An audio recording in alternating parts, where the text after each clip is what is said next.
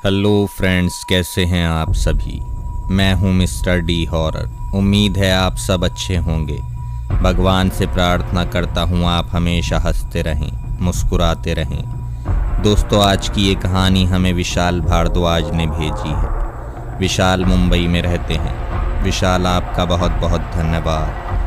दोस्तों, मैं जो ये कहानी रिकॉर्ड कर रहा हूँ तो अभी समय हुआ है रात के लगभग 2:44 और इसीलिए हवा मेरी भी थोड़ी ख़राब है। खैर, आप ईयरफोन ज़रूर लगा लेना, वरना आसपास वाले डर सकते हैं। और अगर आपके पास भी ऐसी कोई सच्ची कहानी है तो नीचे दिए गए व्हाट्सएप नंबर पर हमें ज़रूर भेजें। तो चलिए सीधा कहानी सुनते हैं। बने रहिएगा वीडियो में आखिर तक मेरे साथ।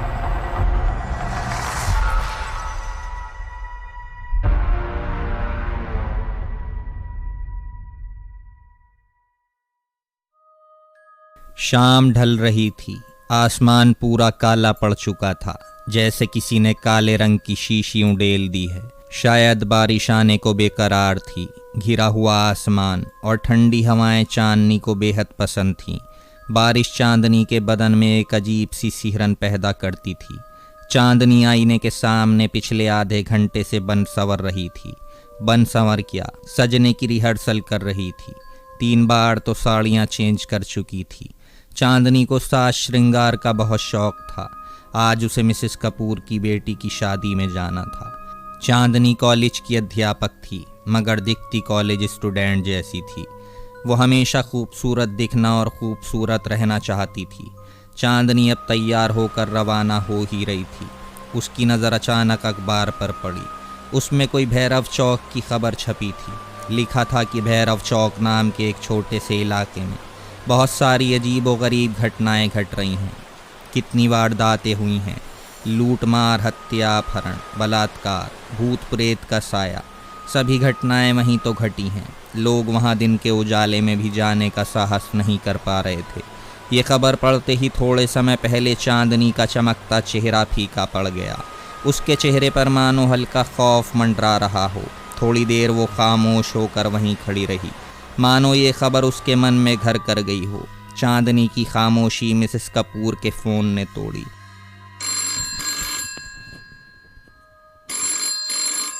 चांदनी ने फोन उठाया और बातें करते करते वहां से कार से निकल गई। चांदनी को शादी में पहुंचने में कोई समस्या नहीं आई। चांदनी ने गाड़ी से बाहर निकलने से पहले एक बार फिर अपना चेहरा निखार लिया था। चांदनी का स्वागत हंसते चेहरों ने किया, मगर कुछ चेहरे ऐसे भी थे जिनसे चांदनी को बुरी नियत का खतरा था। और वो चेहरे थे कॉलेज के कुछ बदमाश लड़के और कुछ ट्रस्टी के बिगड़े हुए लड़के। कॉलेज उन लड़कों को 5 पापी बुलाता था। लड़कियों को छेड़ना, लड़कियों के साथ बदतमीजी करना, लड़ना झगड़ना, ये सब इन 5 पापियों का ही काम था। इसलिए कॉलेज के लोग इनको 5 पापी बुलाते थे। खैर, चांदनी भी इनकी हरकतों को भली भांति जानती थी, इसलिए इनको अनदेखा करके शादी में शामिल हो गई। नाच गाना, खाना पीना, गप्पे लड़ाने और विदाई में पता ही नहीं चला कि कब रात के 11 बज गए। उसे घर पहुंचने में अभी भी 2 घंटों का फासला तय करना था। चांदनी के पति जतिन का इतने में फ़ोन आता है। हेलो चांदनी, कहाँ हो? चांदनी कहती है, मैं शादी में आई थी पर बहुत देर हो गई। बस मिसेज माथुर के साथ अब निकल ही रही हूँ। चांदनी ने बात ख़त्म करके फ़ोन रखा। चांदनी ने फटाफट से मिसेस कपूर को बाय किया और मिसेज माथुर को ढूंढने लगी। पता चला कि मिसेज माथुर तो घर के लिए कब की रवाना हो चुकी है। चांदनी सोचने लगी कि अब अकेले घर कैसे जाएगी। तभी अचानक से तेज बिजली कड़की। शायद थोड़े समय के बाद बारिश होने वाली थी। किसी की परवाह किए बिना वो अकेली ही वहां से निकल पड़ी, मगर वो 5 पापी चांदनी की हर हरकत पर नजर रखे हुए थे। चांदनी ने बस थोड़ा सा ही फासला तय किया था कि बारिश की बूंदाबांदी होने लगी। चांदनी मन ही मन सोच रही थी कि वो बारिश बंद होने का इंतजार करे या फिर आगे बढ़े। अब चांदनी को तय करना था कि उसे क्या करना है। उसने आगे बढ़ने का फैसला किया। चांदनी की कार थोड़ा आगे बढ़ी ही थी कि तेज बारिश शुरू हो गई। हमेशा चांदनी को सिहरन देने वाली बारिश की बूंदें आज बाधा बन रही थीं। चांदनी बारिश की बूंदाबांदी को चीरती हुई आगे बढ़ रही थी। चांदनी का आगे बढ़ने का फैसला सही था, क्योंकि कुछ देर बाद बारिश बंद हो चुकी थी। चांदनी हल्के मन से ड्राइव कर रही थी, मगर लगता था आज का दिन चांदनी के लिए सचमुच भारी था, क्योंकि सामने ट्रैफिक जाम था, गाड़ियों की लंबी लाइन लग चुकी थी। किसी से पूछा तो पता चला कि भारी बारिश के चलते आगे का रास्ता पूरा ब्लॉक हो चुका है। जब तक रास्ता साफ नहीं होगा तब तक ट्रैफिक जाम रहेगा, और रास्ता साफ होने में सुबह भी हो सकती है। सुबह का नाम सुनते ही चांदनी की हवाइयाँ उड़ गईं। तभी चांदनी देखती है कि कुछ गाड़ियाँ कच्चे सड़क की तरफ से जा रही हैं। भैया, ये सड़क कहाँ जाती है? चांदनी ने किसी से पूछा। ये कच्ची सड़क शहर जाती है बहन जी। चांदनी फिर से सोचने लगी कि वो रास्ता खुलने का इंतज़ार करे या फिर कच्चे रास्ते से जाए। उसने सोचा कि वो कब तक अकेली रास्ता साफ होने का इंतज़ार करेगी, वो भी कच्ची सड़क की तरफ जा रही गाड़ियों के साथ गाड़ी चलाकर शहर वाले रास्ते जा सकती है। इसलिए उसने वो कच्ची सड़क से घर जाने का फैसला किया। चांदनी आगे बढ़ तो रही थी, मगर खौफ अभी भी उसके सर पर मंडरा रहा था, क्योंकि वो आगे चल रही गाड़ियों के सहारे जा रही थी, जैसे कोई दीपक की रोशनी लेकर अंधेरे से गुजर रहा हो। आगे चल रही गाड़ियों की रफ्तार अब तेज़ होती जाती है। वो सब चांदनी की कार से काफ़ी आगे निकलने लगती हैं और चांदनी पीछे रह जाती है। चांदनी भी उन तक पहुंचने के लिए अपनी गाड़ी की स्पीड बढ़ाती है, मगर गाड़ी अचानक से बंद हो जाती है। गाड़ी बंद होते ही चांदनी बदहवास सी हो जाती है। वो वहाँ अकेली थी, आगे पीछे कोई नहीं था। आगे जाती गाड़ियाँ एक के बाद एक आंखों से ओझल हो जाती हैं। चांदनी अब बेचैन सी होने लगी थी, धड़कनें तेज चल रही थीं। उसके माथे से डर की बूंदें एक के बाद एक टपकने लगी थीं। उसकी आंखों में खौफ साफ साफ दिखाई दे रहा था। वो घबरा के ज़ोर ज़ोर से सांसें ले रही थी। उसने अपने पर्स से फ़ोन निकाला और जतिन का नंबर डायल करने लगी, मगर वहाँ मोबाइल कनेक्शन के नाम पर कुछ नहीं था। वो इतना डर गई थी कि वो गाड़ी से बाहर निकलना भी नहीं चाहती थी। उसे कुछ सूझ नहीं रहा था, बस गाड़ी स्टार्ट करने में लगी थी। वो बार बार चाबी को दाएं बाएं घुमा रही थी, मगर नतीजा वही, गाड़ी स्टार्ट नहीं हो पा रही थी। अचानक से चांदनी की नज़र उसके पर्स में जाती है और उसमें एक तावीज़ दिखता है। वो तावीज़ जो चांदनी की माँ ने आखिरी सांस लेते वक्त उसे दिया था और कहा था कि ये तावीज़ बुरे वक्त में तुम्हारी हिफाजत करेगा। चांदनी ने तुरंत तावीज़ निकाला और आंखें बंद करके फिर से गाड़ी स्टार्ट करने की कोशिश करने लगी। माँ का दिया तावीज़ काम कर गया था। गाड़ी एक झटके में स्टार्ट हो जाती है। चांदनी के तो जान में जान आई हो, ऐसे उसने राहत की सांस ली। चांदनी तावीज़ की शक्ति से अचंभित हो गई थी। वो समय व्यर्थ किए बिना वहाँ से चल देती है। चांदनी 1-2 किलोमीटर का रास्ता ही काट पाई थी कि उसे एक बोर्ड दिखाई देता है। उस बोर्ड पर लिखा था भैरव चौक। भैरव चौक नाम पढ़ते ही उसके रोंगटे खड़े हो जाते हैं, आंखें खुली की खुली रह जाती हैं। उसकी सांसें फिर से तेज़ रफ्तार पकड़ने लगती हैं। वही भैरव चौक, जी हाँ, जिसके बारे में चांदनी ने अखबार में पढ़ा था, जहाँ पर खून, बलात्कार जैसी वारदातें हुई थीं। उसने फिर से तावीज़ को हाथ में थामा और एक पल के लिए आंखें बंद करीं, जैसे वो भगवान से दुआ मांग रही हो, अब की बार गाड़ी बंद ना हो। मगर ये क्या, चांदनी की कार भैरव चौक के नाम के बोर्ड के ठीक सामने आकर रुक जाती है। चांदनी ने बाहर का नज़ारा देखा तो वो बेहद अंधेरा और डरावना था। जुगनू की टमटमाती रोशनी के सिवा कुछ नहीं दिख रहा था। चांदनी ने फिर से तावीज़ उठाया और आंखें बंद करके भगवान का नाम लेती हुई गाड़ी स्टार्ट करने में जुट गई। गाड़ी की चाबी को दाएं बाएं घुमाकर उसकी उंगलियां तक थक चुकी थीं, मगर अब की बार गाड़ी शुरू होने का नाम नहीं ले रही थी।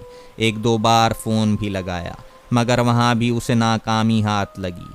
वो इतनी डरी हुई थी कि गाड़ी से बाहर निकलने में भी उसके पैर कांप रहे थे। तभी चांदनी को सामने कुछ दिखाई देता है। सामने से सफ़ेद रंग की कुछ धुंधली धुंधली आकृति आ रही थी। चांदनी उसे देख दहल गई और बदन में कपकपी होने लगी। वो आकृति जैसे जैसे आगे आ रही थी, वैसे वैसे एक आकृति से 3 आकृतियाँ हो गई थीं। काले घने अंधेरे में सफ़ेद रंग साफ साफ दिख रहा था। चांदनी उसे देख बस यही सोच रही थी कि ये क्या आ रहा है।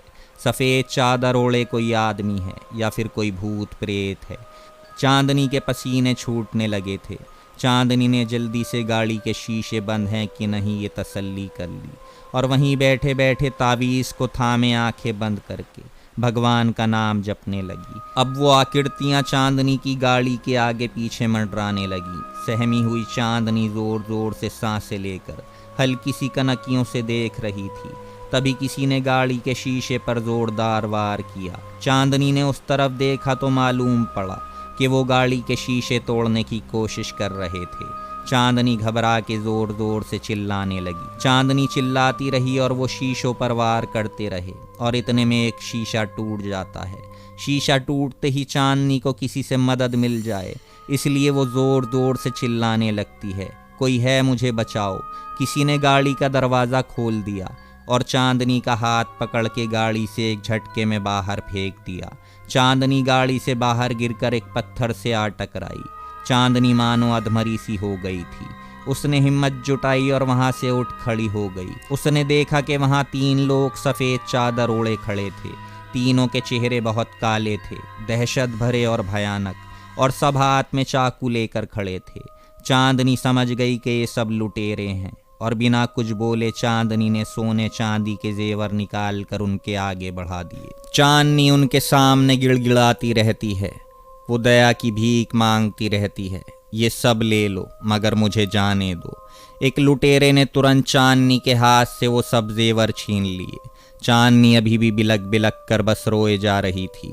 ये सब तो हम लेंगे ही मगर इतनी लूट हमारे लिए काफ़ी नहीं है, एक लुटेरे ने चांदनी के ऊपर हवस भरी नज़र डालते हुए कहा।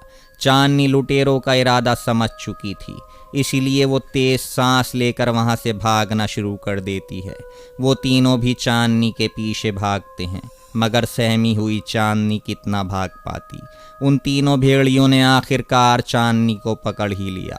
चांदनी पूरी ताकत से चिल्लाने लगी कि कोई है जो मुझे बचाए। तभी एक चोर चांदनी से कहता है, चिल्लाओ कितना चिल्लाना है, यहाँ तुम्हें बचाने वाला कोई नहीं आएगा। एक लुटेरे ने हंसना शुरू किया। तभी दूसरे लुटेरे के ऊपर पीछे से तेज वार होता है। वो लुटेरा वहीं ढेर हो जाता है। चांदनी को एक आशा की किरण दिखाई देती है। वो दोनों लुटेरे पीछे देखते हैं कि ये वार किसने किया है।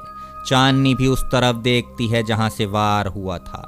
वहां वो कॉलेज के 5 स्टूडेंट खड़े थे जिन्हें कॉलेज वाले पापी कह के बुलाते थे। वो 5 स्टूडेंट बचे 2 लुटेरों पर झपट पड़ते हैं और उन्हें मार मार के बेहोश कर देते हैं।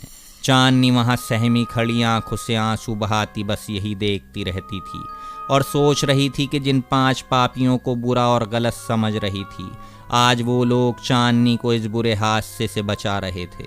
वो 5 स्टूडेंट कहते हैं, मैडम हम बुरे हैं मगर इज्जत सबकी करते हैं, आप बेफिक्र होकर जाइए, ये बंटी आपको सुरक्षित घर तक छोड़ देगा और हम इन लुटेरों को पुलिस के हवाले कर देंगे।